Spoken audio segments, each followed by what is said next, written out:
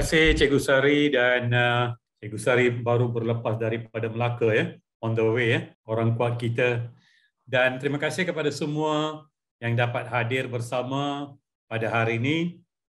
Semalam Dr. Zalina, beliau berada di Sabah kerana melancarkan CDL hands-on di Sabah pula yang akan berlangsung setiap hari Khamis di Sabah ya.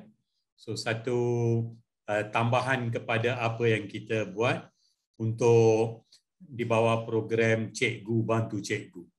Topik saya pada hari ini ialah walk your talk.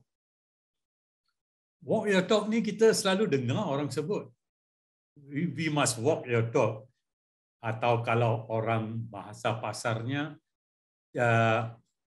buat seperti cakap. What we say, kita lakukan perkara itu. Dan saya nak bacakan juga yang sebelah kanan, kalau tuan-tuan dan puan-puan dapat lihat satu macam poster juga tentang knowledge decides what you say. Ilmu itu menentukan apa yang kita cakap. Kemahiran menentukan bagaimana kita cakap. Sikap kita menentukan berapa banyak kita cakap. Dan wisdom akan menentukan adakah kita patut cakap atau tidak. Jadi empat perkara ini, ilmu, sikap, kemahiran, sikap dan wisdom. Wisdom ni dalam bahasa Malaysia ni rasa macam nak kata sejenis hikmah jugalah tentang apa yang kita patut cakap. So tuan-tuan dan puan-puan, topik walk your talk ini ada kaitan dengan pengurusan, ada kaitan dengan apa yang kita lakukan setiap hari. Dan bukan saja untuk pemimpin, seorang pemimpin, tapi untuk sesiapa saja. Walk your talk ini adalah perkara yang penting. Okay, next slide please. Sebelum saya masuk ke slide ini, saya nak minta Siti untuk tayangan satu video ringkas saja. Satu video ringkas. Harap-harap akan dapat kita dengar suara dia sekali. Ya. नहीं मम्मा, I can't be late. Punctuality पे talk देना है. I gotta walk the talk. Go walk, करो talk. Go walk, अपनी talk. Go walk, करो walk, walk, walk.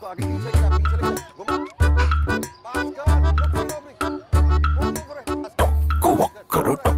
Go walk, अपनी talk. Go walk, करो walk, walk, walk. Walk, walk, walk. Did you like my talk on pollution control? Yeah, it was nice. See you. Okay, bye-bye.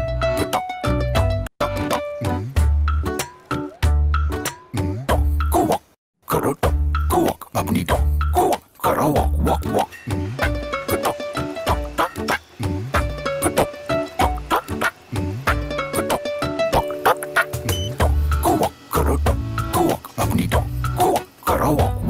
India में कितना कचरा है यार।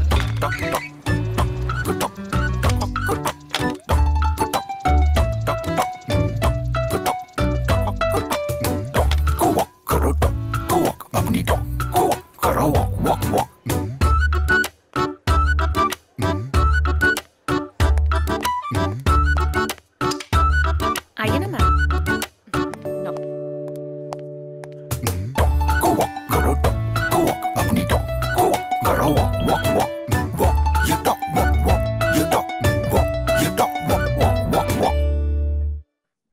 Terima kasih Siti. So daripada satu video ringkas 1 minit 30 saat saja, beberapa contoh kita dapat lihat tentang walk your talk ini. Saya ada teman saya hari ini anak saya nak turut mendengar apa yang saya cakap. Okey, pada mudahnya saya sebut tadi bahawa kita say what you want to do and do what you say. So ini perkara intipati tentang walking your talk ini. Right? Jika anda walk your talk, orang percaya pada anda. Tingkah laku kita konsisten. Kita rasa selesa tentang diri sendiri sebab kita bukan ada tingkah laku kita tidak ada nada-nada yang berbeza. Kita cara kita buat sesuatu tu memang mengikut lunas yang tertentu. Karakter dan reputasi kita akan terpuji. Staf dan rakan selesa dengan kita. Dan kita akan dapat menikmati satu adab dan budaya kerja dan hidup kita ya secara ikhlas dan teratur. Dan kita ada mutual respect. Kita menghormati orang dan orang menghormati kita kerana apa? Kerana kita walk our talk. Kita buat apa yang kita cakap, kita lakukan. Supaya ia menjadi teladan yang terbaik untuk sesiapa yang ada bersama kita. Tetapi jika kita tidak walk our talk, ya, jika kita tidak walk our talk, apa yang mungkin kita akan lihat? Orang hilang kepercayaan pada kita. Tingkah laku kita tidak konsisten. Ada masanya kita ikut saja, kita buat macam ini. Hari berikutnya kita ubah pula. Dan susah untuk dibawa berunding kerana kita tidak ada satu pegangan yang teratur, pegangan yang memang terpuji. Dan kita tidak yakin, kita sendiri akan tidak yakin tentang diri sendiri, apa yang kita cakap sebelum ni, apa yang kita buat sebelum ni. Dan kita akan mempunyai karakter dan reputasi yang boleh dipersoalkan. Staf dan rakan kita tidak mudah mendekati kita. Kerana kita boleh ubah cara pemikiran kita bukan berdasarkan apa yang kita cakap. Dan kalau begitu berlaku, kita sukar untuk membina satu adab dan budaya kerja yang terpuji. Bukan saja dalam kerja, tapi dalam kehidupan kita. Dan akhirnya kita mungkin hilang mutual respect itu. So itu kalau kita tidak walk our talk. Jadi, tuan-tuan dan puan-puan, berapa tip ya tentang walk your talk ni. Jadi teladan terpuji. Kita sentiasa diperhatikan. Saya sedar tentang perkara ini dalam waktu kerja dulu. Parking kereta, pakaian kita dan sebagainya sentiasa kita ikuti. Kalau sudah ada peraturan, kita ikut. Ikut peraturan yang telah digubal. Kalau kita guru, murid melihat kita. Cikgu suruh buat begini, buat A, B, C. Tapi sendiri kalau tak buat, maka murid tidak percaya bahawa guru tu ada prinsip pegangan yang boleh dicontohi, boleh diteladani. So if you make a rule or design a process, ikut peraturan yang kita telah gubal. Dan kalau kita sebahagian daripada satu pasukan, kalau kita guru, kita minta murid lakukan sesuatu, pastikan kita turun bersama dengan murid kita. Pastikan kalau kita ketua panitia, kita turun bersama dengan guru kalau kita bagi satu projek. Kalau kita GKMP, PK, pengetua dan sebagainya. Kita mesti dari masa ke semasa turun padang dan mempamerkan bahawa kita sebahagian daripada pasukan itu. Dan kalau itu berlaku, maka mereka mempercayai kepimpinan kita. Walaupun sebagai seorang guru dan jawatan-jawatan lain. Kita buat bersama, collaborate dalam tugasan yang kita nak mencapai matlamat itu bersama. Dan di situ kadang-kadang kita jangan delegasikan semua kerja. Ada bahagian yang kita juga ambil. Kita ambil perhatian dan kita ambil tanggungjawab tentang sebahagian daripada kerja itu. Dan saya rasa yang paling penting ialah inilah, buat seperti cakap. Do what you say you're going to do. Jangan buat rash promises. Jangan beri orang, kita meyakinkan orang kita akan buat sesuatu tapi akhirnya kita janji-janji itu janji kosong. Ya. Dan seterusnya, build commitment to your organization goal, komitmen yang tulus ya, supaya orang percaya kita ada komitmen, orang lain akan ikut komitmen kita. Bagi seorang pengetua, kita selalu nyatakan bahawa atau kalau sekolah boleh fungsi dengan optimum tanpa pemimpin ada di situ, kerana komitmen yang tulus telah dibina. Tugas kerja sekolah atau fungsi sekolah, operasi sekolah berjalan tanpa ada pemimpin pun.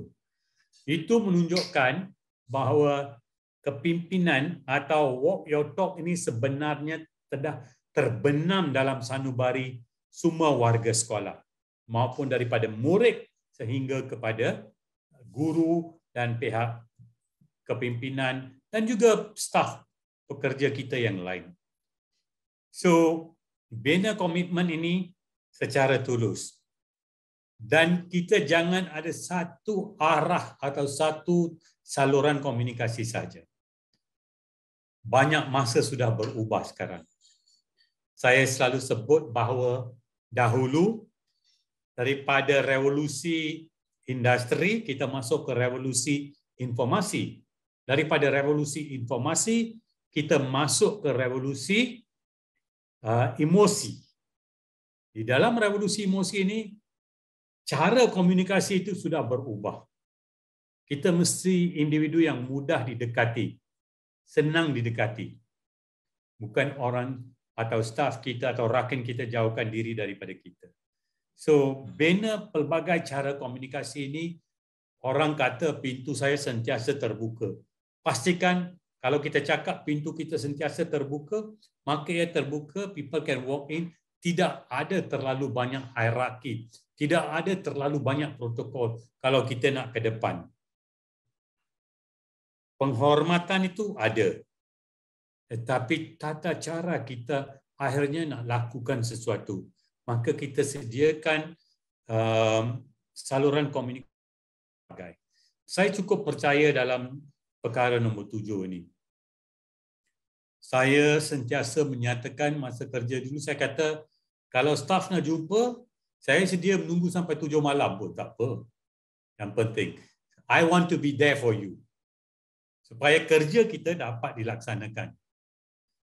Saya mudah untuk didekati, untuk mereka nak bincang sesuatu. Dan gunakan perbualan. Setiap sesuatu tidak dapat diselesaikan dalam mesyuarat saja. Perbualan atau conversation adalah satu tata cara yang terbaik.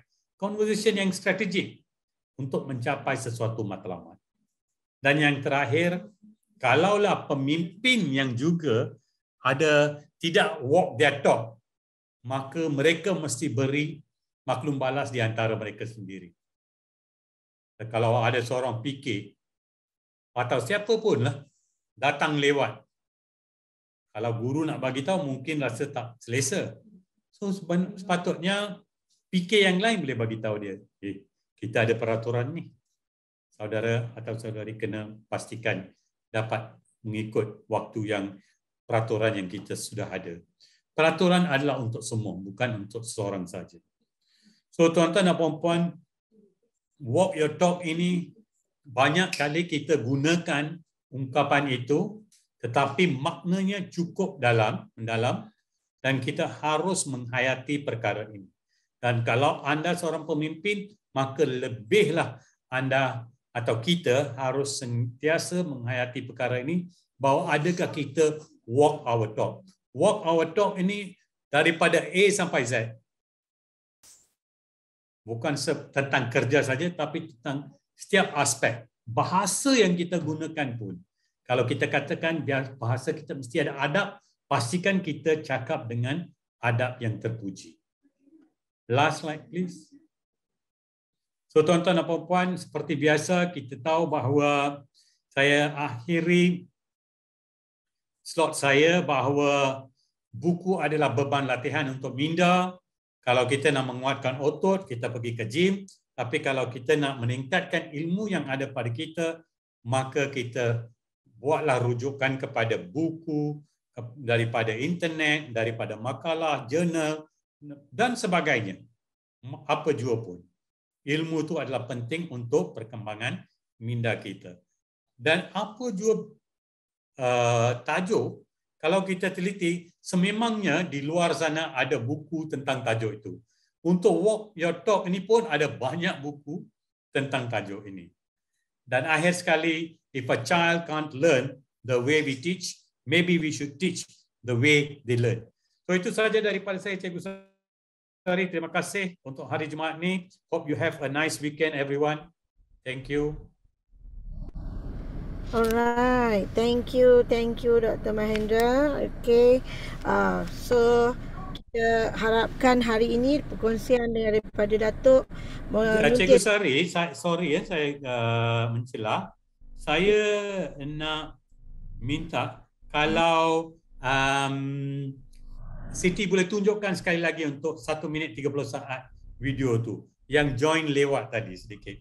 Alright. Okay, Siti, can you show again walk your talk punya ni? Very short video je. नहीं मम्मा, I can't be late. Punctuality पे talk देना है. I gotta walk the talk. Talk, go walk, karo talk, go walk, apni talk, go walk, karo walk, walk, walk.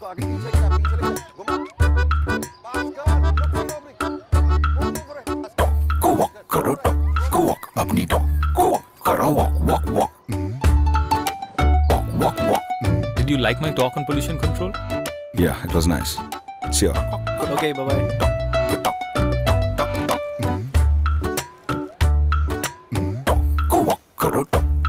Walk your talk. Go walk, karo walk, walk, walk.